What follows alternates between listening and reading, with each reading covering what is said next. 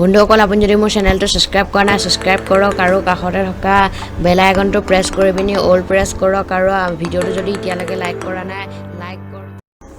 বন্ধুসকল আমি সকলোৱে জানো যে গিৰগিটে নিজৰ ৰং সলনি কৰিব পাৰে কিন্তু তাৰে ভিতৰত কিছু লোকে ইয়াৰ বিষয়ে নাজানে বাৰু মই তেওঁলোকক কৈ দিছো ৰ'ব গিৰগিট বুলি কোৱা প্ৰাণীটোৱে নিজৰ ৰং তৎক্ষণাত সলনি কৰিব পাৰে সিহঁতে শিকাৰ কৰিবলৈ এই ৰং সলনি কৰে ইয়াৰ বিষয়ে আৰু জানিবলৈ আপুনি গুগলত সাৰ্চ কৰিব পাৰে আপুনি জানে বাৰু গিৰগিটৰ দৰে আৰু এটা প্ৰাণী আছে যিটোৱে নিজৰ ৰং সলনি কৰিব পাৰে তাৰ নাম হৈছে স্কৰ্পিয়ন ফিছ তেন্তে বন্ধুসকল আজি আমি এই স্কৰ্পিয়ন ফিছ নামৰ মাছটোৰ বিষয়ে আলোচনা কৰিম আৰু মোৰ যিটো আগৰ ভিডিঅ'ত দিছিলোঁ সেই ভিডিঅ'টোত এজন অসমৰ বিখ্যাত ইউটিউবাৰ জানো আহক ইউটিউব চেনেলে কমেণ্ট কৰিছিলে যে মজা ব্ৰ তেনেহ'লে ভাবক এজন ডাঙৰ ইউটিউবাৰে কমেণ্ট কৰিছে আপোনালোকে কি কৰি আছে সাবস্ক্ৰাইব কৰক শ্বেয়াৰ কৰক কমেণ্ট কৰক তেন্তে এইবিলাক কথা বাদ দি পিনি আজি ভিডিঅ'টো আৰম্ভ কৰোঁ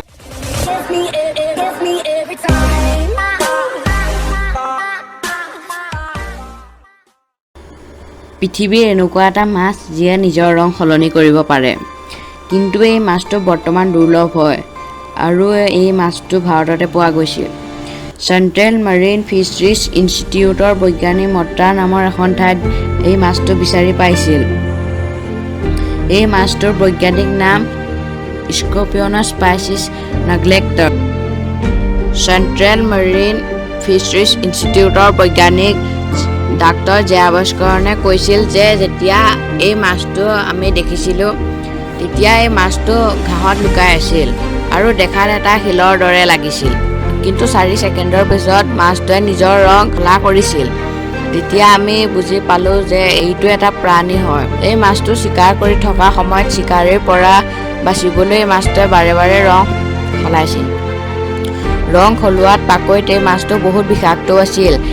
সেইবাবে এই মাছটো ধৰা সময়ত সাৱধানতা অৱলম্বন কৰা হৈছিল এই মাছটোৰ কামিহাৰত বিষখিনি আছিল এই মাছটো ধৰোঁতেনে সাৱধান অৱলম্বন নকৰিলে এই মাছটোৱে তৎক্ষণাত মানুহৰ গালৈ বিষ দিব পাৰে এই মাছটোৰ বিষত নিউৰোটক্সিক আছিল যদি এই বিষখিনি মানুহৰ দেহলৈ যায় তেন্তে মানুহক ভয়ানকভাৱে গাৰ বিষ কৰিব পাৰে এই মাছটো সাগৰৰ গভীৰতাত বাস কৰে বৈজ্ঞানিকৰ মতে এই মাছটো ৰাতি চিকাৰ কৰিছিল এই মাছটোৱে চিকাৰ কৰিবলৈ এটা ঠাইত অপেক্ষা কৰিছিল ওচৰে পাজৰে চিকাৰ আহিলে তাক দ্ৰুতগতিৰে গৈ তাক খাই পেলাইছিল ডাক্তৰ জয়াভাস্কৰণৰ মতে এই মাছটো নেশ্যনেল মেৰিন মিউজিয়ামলৈ পঠিওৱা হৈছে যাৰ বাবে আমি এই মাছটোৰ বিষয়ে আৰু জানিব পাৰিম